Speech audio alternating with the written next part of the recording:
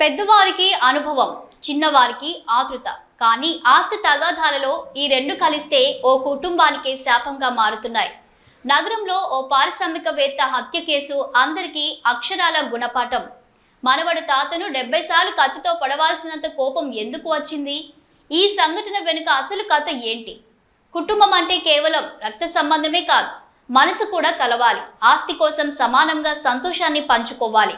కత్తిని కాదు, మనవడు తన తాతను హత్య చేసే స్థాయికి వెళ్ళడం కేవలం కుటుంబ విషాదం కాదు, సమాజం పట్ల ఒక హెచ్చరిక కూడా. తగాదాలు ఉండొచ్చు, కానీ తల్లిదండ్రుల ప్రేమని గౌరవించడం, పరస్పర అంగీకారంతో ముందుకు సాగడం అవసరం. లేదంటే మనుషులు కోల్పోయి చివరికి మనుషుల మధ్య బంధాలు కూడా శూన్యమవుతాయి. నగరంలో దారుణం. ఓ పారిశ్రామికవేత్త తన మనవడి చేతిలోనే హత్యకు గురయ్యారు.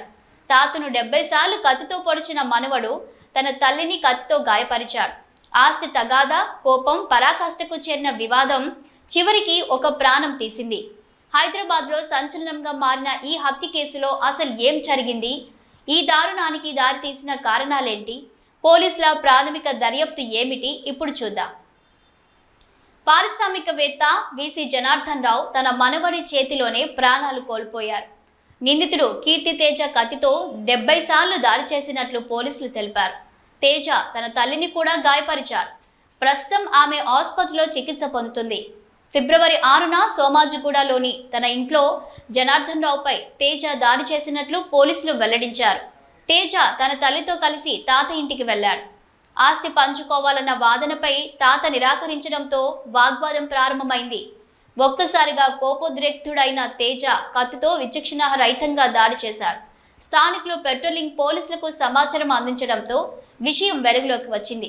పోలీసులు హుటాహుటిన అక్కడికి చేరుకొని తీవ్ర గాయాలతో ఉన్న జనార్దన్ రావును ఆసుపత్రికి తరలించేందుకు ప్రయత్నించారు. కానీ అప్పటికి ఆయన ప్రాణాలు కోల్పోయారు. ప్రాథమిక విచారణలో తేజ తాతను చిన్నప్పటి నుంచి నిర్లక్ష్యంగా చూసేవారని ఆరోపించారు. తాత తనను తక్కువ చేయడం, ఆస్తిని పంచడానికి నిరాకరించడం వల్ల కోపోద్రేక్తుడై దాడికి పాల్పడ్డాడని తేలింది.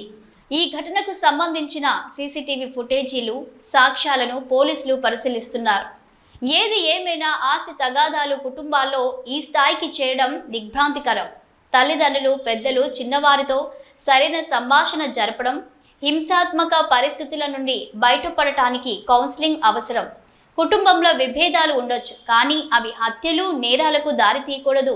పెద్దలు, చిన్నవారు పరస్పరం అర్థం చేసుకొని చట్టపరమైన మార్గాల్లో సమస్యలు పరిష్కరించుకోవాలి. ఆస్తి కోసం ఒక కుటుంబం నాశనం కావడం అందరికీ గుణపాఠం కావాలి.